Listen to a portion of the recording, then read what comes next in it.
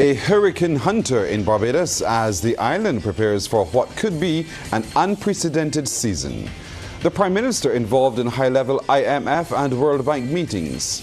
And a determined farmer finds a stolen cow using social media.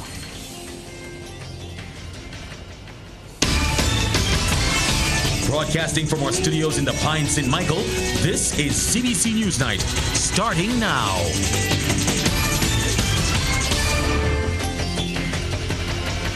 Good evening, I'm Pearson Bowen. A hurricane hunter is in Barbados as part of efforts to heighten awareness of the upcoming season as officials urge Barbadians to be prepared for what could be the most active hurricane season on record. Rianne Phillips has that story. It is not every day that a plane specifically designed to fly into the eye of a hurricane touches down at the Grantley Adams International Airport. But that's just what happened today when local officials welcomed the National Oceanic and Atmospheric Administration's Hurricane Hunter aircraft. It flies into storms to collect crucial data that helps protect lives and property and is visiting the island as part of the 2024 Caribbean Hurricane Awareness Tour. Minister of Home Affairs and Information Wilfred Abrams and United States Ambassador to Barbados and the Eastern Caribbean Roger Nias were among the officials who had the rare opportunity to tour the state-of-the-art aircraft. These Hurricane Hunter aircraft allow us early warning. We know what to expect. We get a better idea of what to expect, when to expect it, what we're looking at. Combined with the increased technology for our Met Services Department that you've all heard about, our unmanned sea drones, and soon to be an unmanned aircraft. We in Barbados are trying our best to ensure that Barbadians have the early warning that the UN has dictated, that there should be an early warning system for all persons as soon as possible. We are doing our part here, but we cannot do it without our partners. And for that, I will say we appreciate your resources and the deployment of your resources to protect the Caribbean more than you can imagine. Because it only takes one system to wipe out everything that we know and we hold dear. The tour and discussion were aimed at providing stakeholders with insight on storm preparedness and resilience. Dr. Mike Brennan is a director of the National Hurricane Center. We are starting our outreach and preparedness mission ahead of the upcoming 2024 hurricane season, which begins in just a few short weeks. And for everyone in Barbados and in the Eastern Caribbean, it's a reminder that hurricane season is coming. This is the time to prepare, know your risk, and know what the risk is of the various hurricane hazards where you live. Storm surge, heavy rainfall, flooding, wind. Here in Barbados, we were affected by Hurricane Elsa back in 2021. It was the first hurricane strike on Barbados in about 60 plus years. But we also can have impacts in Barbados from storms that pass to the north, like Hurricane Tammy last year. Ambassador Nias had high praise for the operation. All of the tools that the United States government has, we are putting to bear to help ensure the safety of the people of Barbados and the Eastern Caribbean. We care deeply about the security of this region. Weather threatens security. We know that by providing this support, we are a trusted partner to this region. So I commend the Americans who are flying into danger. Many people run from danger. These heroes fly directly into danger. The Colorado State University is forecasting 23 named storms, of which 11 will be hurricanes and 5 of them major. That's well above the seasonal average of 14 named storms, with 7 hurricanes and 3 being major. Rianne Phillips, CBC News. Barbados Prime Minister Mia Amar Motley is among world leaders in Washington, D.C. for the annual spring meeting of the International Monetary Fund and World Bank. A series of high-level meetings is expected to set the direction for the institutions, along with panels and side events, as well as related meetings like the G20 finance ministers and central bank governors meetings. Those meetings will have significant influence on the trajectory of global issues, including debt, the role of developing countries in global governance, and the new collective quantified goal, the new climate finance target, to be set at this year's United Nations climate negotiations. Already, Ms. Motley has engaged in meetings on the sidelines of the spring meetings.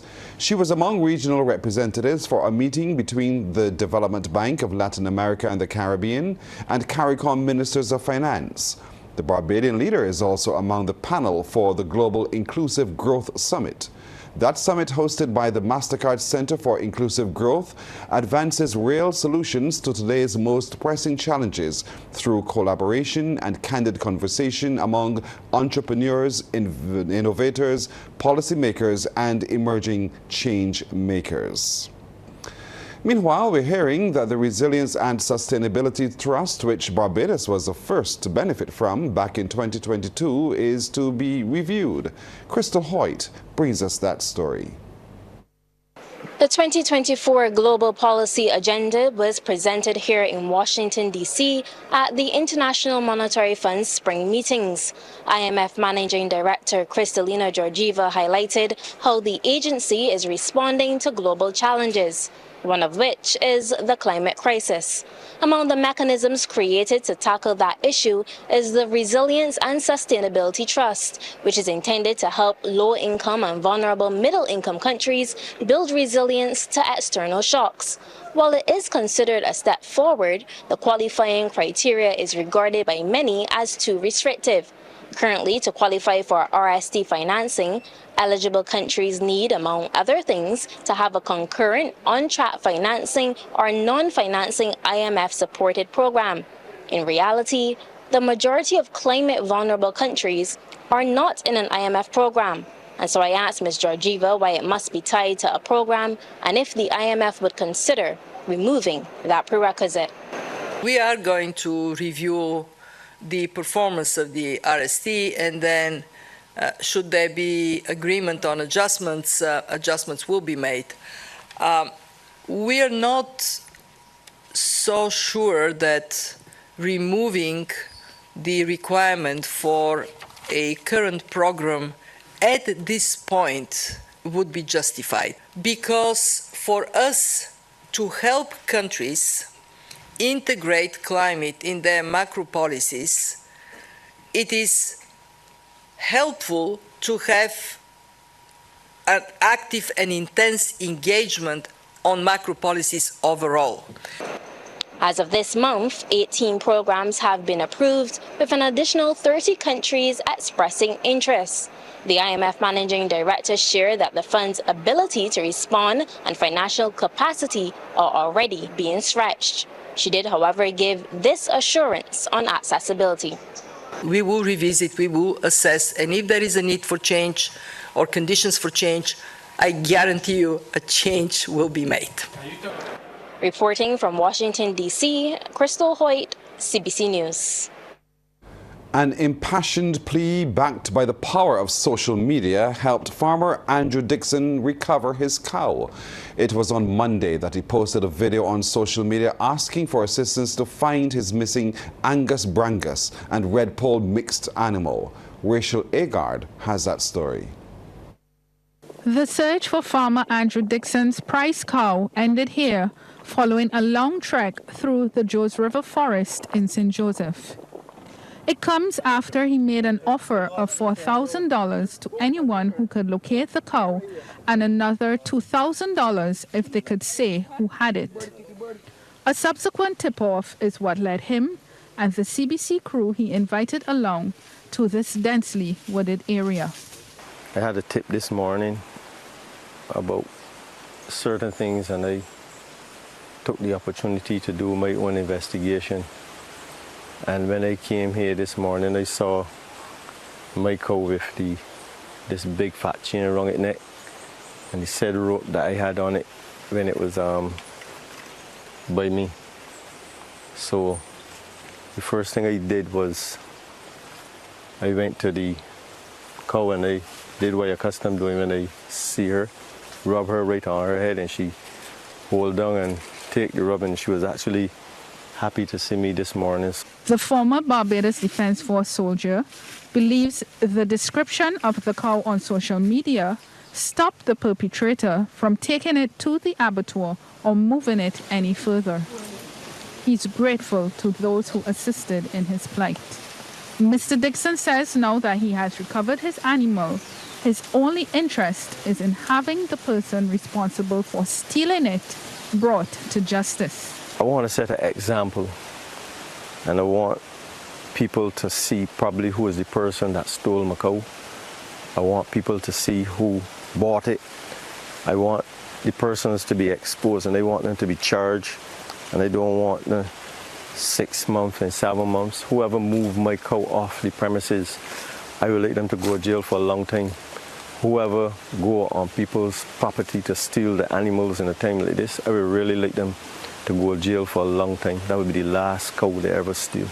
And he has this warning for criminals. Even though we are deep down in this forest and in the bush, there ain't a place that you can hide where we can't find you or find our stuff. So wherever you go after you commit a crime and the police want to find you, they will find you and you will be found. So if you do crime and you think that there's a part of Barbados you can hide, there's no part of Barbados you can hide. Now that owner and cow have been reunited, Mr. Dixon can once again give his full attention to his farming operation. Rachel Agard, CBC News. Well, CBC News was informed late this evening that a suspect is in police custody assisting with investigations into the theft of the cow. We'll take a break here, but coming up, Barbados reiterates its support for the Loss and Damage Fund.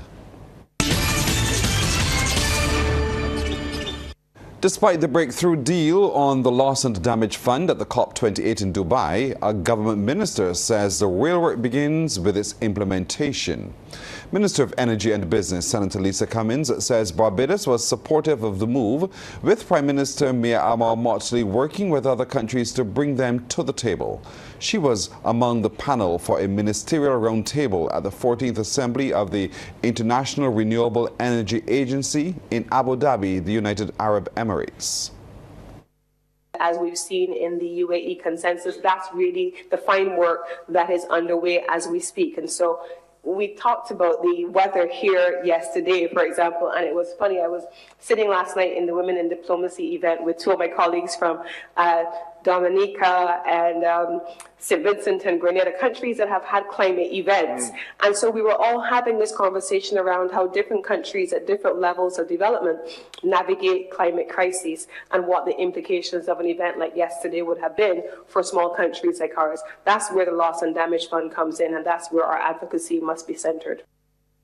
And as Barbados moves ahead with its energy transition, Senator Cummins provided insight into fossil fuel imports by the island over the years. In 2018, Barbados imported $582.2 million in fossil fuel. 2019, $579 million. 2020, $431.1 million.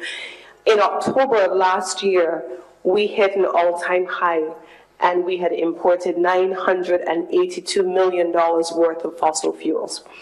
That's not an insignificant sum, in particular when we then balance that against what the investment in renewables and the transition looks like. Barbados used a high-level meeting to press for a new international special tribunal to seek reparations for transatlantic slavery and its legacies. Ambassador to CARICOM, David Comishong, says no international court is properly equipped and such a special tribunal is required. He was at the time addressing the third forum of the Permanent Forum on People of African Descent at the United Nations. Ambassador Comishong says it will adjudicate reparations claims. So let us all rally around the Permanent Forum and make this happen. The establishment of such a special international tribunal on reparations will require a positive decision of the United Nations General Assembly. Let us resolve to put in the international advocacy work that will be required to successfully deliver the creation of this critical institution at the UN General Assembly. In other news now, Q in the Community provides the Caribbean Broadcasting Corporation with the opportunity to understand their clients' needs. The revelation came from sales and marketing specialist Alicia Hinson during a hands-on session with multi-brand wines and spirit distributors Stansfeld Scott at Deb's Bar, Foul Bay. She said the community program keeps her team in touch with individuals as well as the business community. It's important for CBC to understand what our clients want and to service our clients through brands like Q in the Community. We connect to the communities, we connect to the shop environment, and to understand what our clients are trying to achieve in that shopping environment is very important to us. Hence, we are here with the team from Stanford Scott to let the shop know and to let CBC know what they're trying to achieve and what they want to get.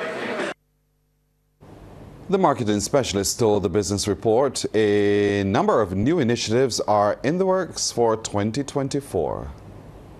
Look out for CBC, look out for Crop Over, look out for the season coming. We've been bringing you lots of sports. TV8 is the home of champions. We have lots to offer this year. There's Olympics, there's World Cup cricket. Just stay locked to the #1 media house. Well, some residents in 6 Roads and 4 Roads, St. Philip, are making their objection of a planned KFC in their neighborhood public. For the last 2 years, they've been sending letters and signing petitions to highlight their opposition to the development, which they say was never discussed with them. Wendy Burke spoke with one resident who says the noise, dust and vibrations from the work has her at her wit's end, and she's fearful of what other issues the fast food restaurant could bring. There are 77 signatures on the petition from residents in 4 Roads, Nursery 1 and 2, and Emerald Park East and West. The construction now has Glenn Jacobs boxed in by the hoarding to protect the job. The project got started without any conversation. Nobody actually told us that they were going to be building a project of this nature here. Furthermore, a project. But it started way back in 2022, and October 2022, and I just started hearing the equipment unloading and stuff like that. I didn't have a clue what was going on. Prior to that, I saw persons, the surveyors and so on, outlining the landscape and stuff like that. So I made an inquiry, and I'm not saying the landscapers, I'm not saying who, but I'm just saying I made an inquiry, and person said they're not at liberty to say anything. This was back in 2022, and she started to send letters to have the matter addressed. Sent a letter to the Town and Country Planning and to the Honourable Prime Minister, asking them to look into this matter. Whatever, all I got was an acknowledgement of the letter from the Prime Minister's office, and that was it. No further correspondence. In January 23, we decided to, involve the whole community, and myself and some of the residents, we got petitions from 77 members of the community stating their objection. We're stating that we're not opposing the idea of having a Kentucky in the 6 Roads area.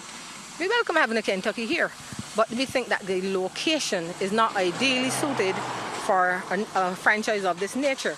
She believes the restaurant could impact negatively on the community in several ways. You have rodents. You're going to have, this is a spin-off from a restaurant. Rodents, roaches, flies, domestic animals, predator, whatever. You have a flow of traffic. This is already heavily populated area when it comes to traffic. Sometimes you can't even get to the driveway. You got to wait and blink for somebody to let you out. And if you've done a study and you see the outlets that are here, there are about 5 veins on this main road here, given the Emerald City West entrance there, right? So therefore, there's a daycare here. Church is on Saturday. The doctor office up the road. Nursery #1, nursery #2, Emerald City West, Emerald City East, then down to 6 Roads. So the problem we're having is a congestion problem, traffic congestion. She's also written to the Ministry of Health about the concerns and is questioning why everyone else has to abide by a covenant, but a food business does not. The noise and dust are a bother to her, and she says the digging sometimes has her floor vibrating. She hopes it does not cause her home to crack. KFC Barbados Limited made an application for construction in June of 2022 under Stuart Davis, and the permission was granted in October 2023 by the Planning Department. Wendy Burke, CBC News. Young Barbadian men are being encouraged to challenge themselves to set personal goals and never stop learning. That message from Assistant Director, Rehabilitation and Therapy, the National Crime Prevention and Reduction Unit, Nicolette Williams, to graduates of the Phase 1 of the 2024 Mr. Executive Interschool Business and Gentleman's Challenge. She told them that committing to developmental and educational programs is the gateway to becoming well-rounded citizens. If this is your first attempt at such a challenge, never stop learning. Never stop going into other experiences to challenge yourself, because guess what? That's where change constantly happens. That's where the evolution constantly happens. So never stop learning. Learning is an ongoing process, even while you are in school. I am sure, or I hope, from this experience, you have begun the process of learning how to adapt to changing situations, as well as sharing your experience with others in school for the next many years of Mr. Executive. The challenge created in 2017 by Winston Cumberbatch, former 5th and 6th year head at the St. Leonard's Boys School, is now being coordinated by Educreations Caribbean, which he founded after retiring from the teaching service. The primary objectives of the challenge are to cultivate positive business ethics and entrepreneurial skills within boys, equip them for the world of work, and help them to become gentlemen in their attitudes, deportment, and relationships with women. As part of the contest, the students from 11 secondary schools participated in a $20 challenge. During his remarks, Cumberbatch appealed to the media to assist with promoting the initiative, which is helping guide young Barbadian men in the right direction. And I want to make an appeal to the media. I've been saying it over and over again. If the media does not step in and make this best kept secret an island-wide and a regional knowledge, circumstance that's aware of, people know of, we will not get there. We have to support it through the media. And I keep saying that. The Business Report, brought to you with the compliments of Republic Bank. We're the one for you. In tonight's Business Report, Barbados Prime Minister Mia Motley continues her advocacy for long-term financing, amplifying her message at the Global Inclusive Growth Summit. She put forward the case of Barbados and small island developing states during a fireside chat along with the UN Deputy Secretary General Amina Mohammed. The topic, challenging convention, leading beyond borders. Can you find me $200 million now to do the expansion of my hospital that is not 15-year money? I need 40, 50-year money. I've said to you, look, remodel all my debt and stretch it out to 50 years. All that is incurred for SDGs. I'm not asking you for other things. What will be the implications for my debt service? When we came to office, we had 68 cents in debt service. That's why we had to restructure it. I feel for Zambia. How the hell do you take 3 years to restructure debt? You can't do that and still meet the needs of ordinary people. Meanwhile, Ms. Mohammed says SIDS are frustrated, stressing the climate agenda is important. The frustration they have is that, so what is it going to take that we will have the same level of response as countries in the developed world with far more capacity have had in response to COVID, in response to the war in Ukraine, in response to the geopolitical tensions that we see now that are bleeding into every conversation that we have. And that's, address our debt. There is nobody saying they're not going to pay it, but what they need not to do is to have a choiceless choice between paying that debt and saying, I can't spend on education and health. Barbadians are opting to file their taxes early this tax filing season, and it is a welcomed move for the Barbados Revenue Authority. The BRA is also reporting that citizens are taking advantage of the various tax clinics put on by the authority to assist. Senior Manager of Tax Operations, Faye Greenidge, says they want people to be comfortable in filing their returns. She was a guest on Morning Barbados. We have had over, I think, more than 300 thus far for just those couple of days that we were open. A lot of persons came out and filed early. I guess they don't want to get caught up at the last minute to be rushing to file their returns. So yes, persons are coming, they are filing, they are waiting patiently. Well, while the current tax clinics cater to individuals, Manager of Tax Operations at the BRA, Linda Best, says there's a special setup for businesses. We work with them through our Zoom calls, our Zoom outreach, right? But for right now, because of the atmosphere, the personal income tax, that is who we're primarily focusing on. Let's get back to some more sports tonight. Damien. Thanks so much, Pearson. Some football news. Empire thrashed Barbados Soccer Academy 4-1, while Paradise and Wotton played to a 1-1 draw when the BFA Premier League continued this week at the Wildy Turf. CBC's Margaret Boyce reports. Empire in the red and white tops battling against Premier League basement boys Barbados Soccer Academy. And it was no surprise when the Bank Hall side drew first blood. Keymar John from just outside the box, 1-0 in the 14th minute. Midway through the first half, Soccer Academy were back on level terms thanks to a set piece coming from this foul.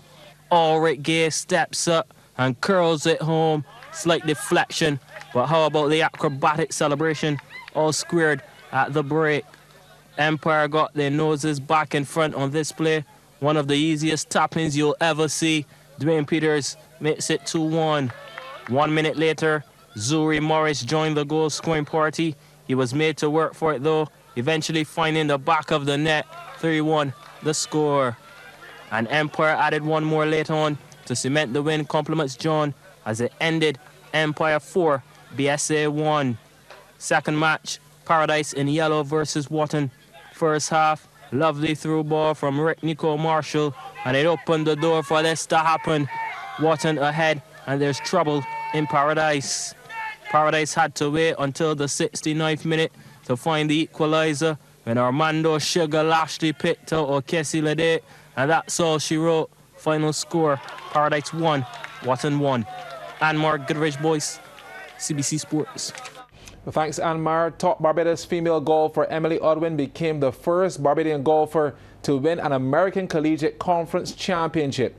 Playing with her SMU Mustangs University team, they staged a major comeback from a tournament low 12 under 276 to move up 2 spots. They then overcame a 9-stroke deficit to win the 2024 American Athletic Conference Women's Golf Championship, becoming just the second team to repeat as champions. Along with teammates Ellie Surzik and Mackenzie Lee, Odwin had a 5 under 211 to lead her team's charge. Odwin, who transferred from the University of Texas Austin to Southern University Methodist, has played for her new school in all 7 events. Out of those 7, they won 4 titles and she had 4 top 10 finishes. Odwin is also the first Barbadian female to ever play NCAA Division I golf. Well, top national female surfer Chelsea Tuat will be using the next few months to focus on training after a rough start to the year. Tuat, who would have failed in her bid to make the 2024 Paris Olympics, started the new 2024-2025 season recently in Huntington Beach, California, with a 9th place finish. But she won't be in competition again until September. Speaking to CBC Sports, Tuat said not qualifying for Paris was a huge disappointment, and she will be using the break to continue to improve her surfing.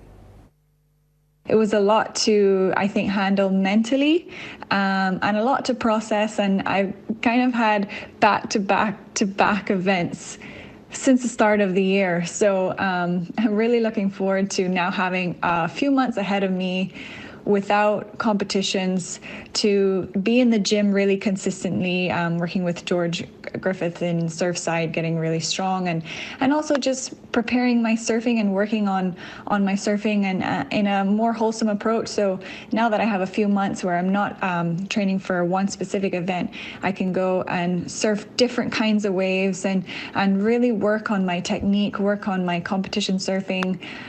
So I'm really looking forward to that. My surfing has felt so strong. I came into this qualifying season feeling really, really good.